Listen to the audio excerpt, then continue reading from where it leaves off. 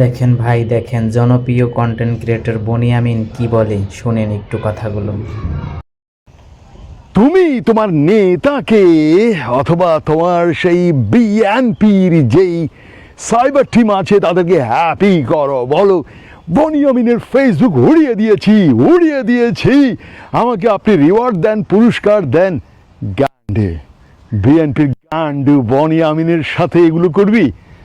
No no no, it's not possible. Okay, আমি জীবনে কখনোই আমার কোনো ভিডিও শেয়ার, লাইক, কমেন্ট করার জন্য বলিনি, কিন্তু আজ যারা আল্লাহর রাস্তায় আছেন, যারা ইসলামের নীতি, ইসলামের আইন আমার জন্মদেশে চাচ্ছেন, আমি তাদেরকে বলবো আমার এই ভিডিওটা শেয়ার করে ছড়িয়ে দিন, দেখিয়ে দিন দিস ইজ বনিয়ামিন।